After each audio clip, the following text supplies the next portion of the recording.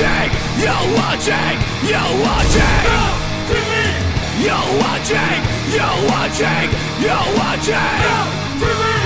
You're watching, you're watching, you're watching. You're watching.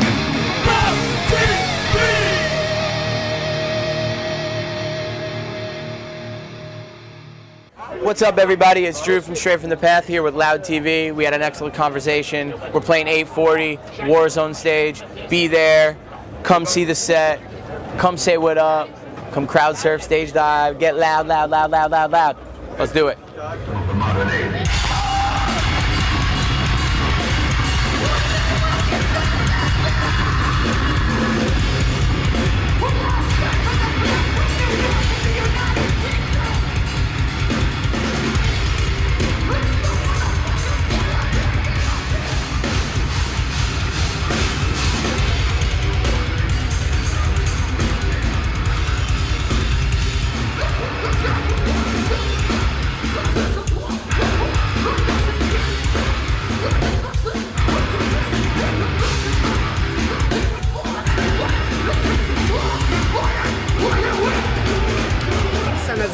Was released almost 1 year ago. I feel it's a strong name, you know, for an album. It's a very strong name for the album, yes. So, what are you the most proud of on this album? I think I'm the most proud of how it's been received, honestly. You know, I don't think we were expecting, you know, the way it went. Quickly, you know. When Guillotine came out, the reaction was amazing. You know, we got a lot of radio play on it, so it was a different kind of world. You know, we started supporting some different tours than we have in the past, and just to see you know, people coming together for it. You know what I mean? Freaking out over it, you know, really engaging with like the online stuff, you know, all the stuff that Craig is doing, you know, just all the feedback is amazing to see. You know, people are falling in love with each song more and more and finding new songs, and it's like we notice that our set list is like mostly euthanasia, and like our plays on like Spotify is mostly it's mostly that record, you know, so it's like, I mean, I think it speaks for itself, you know what I mean? So that's kind of what I really wanted to say. I probably should have just said that. So it proves that you are not obliged to sell your soul to the devil and to play, you know, from the bottom of your heart. You know? It's us. It's real. You know what I mean? We're everything we say and everything that we're doing up there is all real, and you know, we're just fucking psyched to be here. Can I curse? I can? It's amazing. Okay. What can we expect tonight? Chaos. Mayhem. Chaos. No, fun, man. Fun, and hopefully no rain. Hopefully no rain. We'll see. We'll see what happens, you know? It seems that maybe 3 a.m. in the morning, so this night. Oh, okay, good. So maybe our set, well... Like this is perfect. Yeah? You know, let's see. Maybe we don't expect nothing, you know? We'll be all right. On this album, there is a song called Guillotine. So it was your first single, yeah. And you know, in Guillotine in France, something special? I actually don't know what it means. I should. What does it mean? So you know the guillotine? Oh, yeah, no, it's the same. Yeah. And it was kind of invented in France. You know? Oh, yeah, you're going to take the credit for it? Yeah, okay. Let me see the story. I want history. Yeah. In the Revolution, French Revolution, we cut. You know, it's funny. It's funny when we were writing. You know, we were writing the song. You know, and like sometimes you'll like try and take a mental dive in lyrical content. So like you'll go look up medieval weapon or something. So we've seen like a bunch of torture pictures of weapons. We're like, what the fuck is this? You know, but. Yeah, so we'll see. I'm really gonna look it up. I want to see if you're right. Yeah, in this song, it's very, very strong lyrics. You know, a nation of narcissists. That's right. Lepers and lobbyists, loyalty-artists. It seems that in the world we need to sell everything. You know. That's right. This is the fucking bullshit, man. It's capitalism. You know what I mean? And like. it's fucking crazy and it's out of control, and you know that's what we're talking about. You know, it says it in the lyrics, says it in the video. You know, the message is there, and you know I think a lot more people are really starting to exercise that with us and feel that. You know what I mean? Feel that emotion. You know, so especially in different countries. You know, it's people always ask me. You know, why is the two in the same, metal politics, this, that, the third, and it's like, you know, what we talk about, it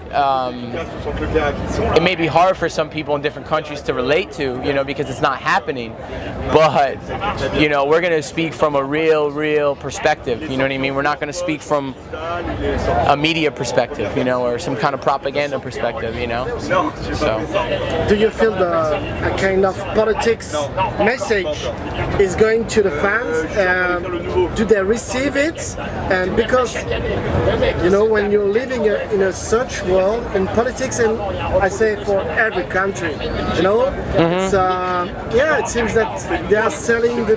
Yeah, I think you know the thing is I think you know when it comes to politics and being outspoken, immediately you're polarizing. You know what I'm saying? So.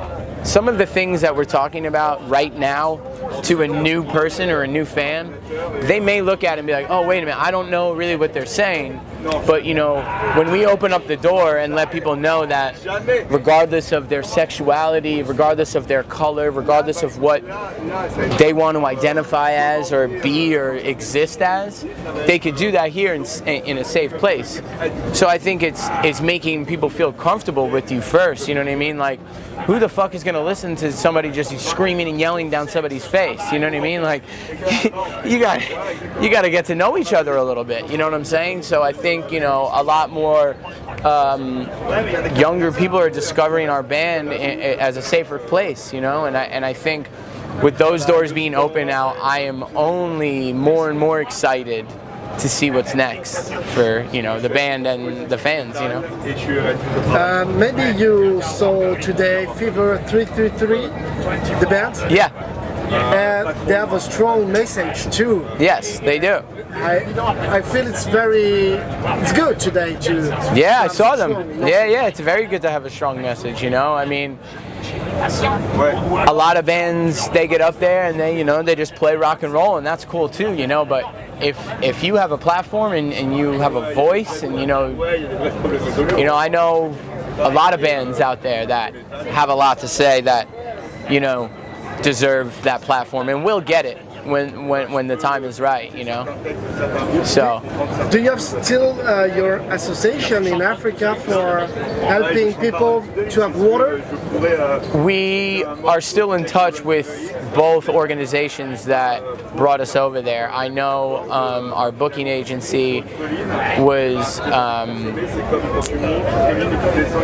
paying for a child to have to be put in the boarding program, to have food, education, water, shelter. You know, since the pandemic, I haven't seen Rico from Hardcore Help Foundation. I'm hoping to run into him at one of these German festivals to kind of see where he's at with it, because during COVID, you know, a lot of shit changed, you know, and a lot of things like get put over here because when, you know, your career and your livelihood and everything is kind of poof, what's going to happen next? You know, you got to start from ground zero again, you know. So making these connections and seeing the people that, you know, we've tried to do things with, and now we're on the other side of it where it's like, okay, let's see what we could do next, because we should all be in different positions at this point, you know. So. I think that there were many hardcore bands, right? Yeah. I can't. There was Stick to Your Guns, Architects did it, Parkway Drive. There was a shirt. It was like long, you know, and it was great. So, yeah. What's next for the band? US tour, European tour? So after these festivals, we have 4 months off or 5 months. We just pretty much toured the world. We just went around the world once, and we're like at the end of it. So we're all like I'm a little exhausted, you know. But 4 months off after this, we come back for a headliner to the UK and Europe in the fall. UK dates are announced. Go get your tickets. Maybe fly, maybe take a train, who knows? But we are coming to France. The dates aren't announced yet, but we are coming back in the fall. And then we have another US tour in the winter. Then the year is over, and then we start writing the next record. So there you go, there you have it. And then you'll bring a real guillotine on stage in France. Who knows?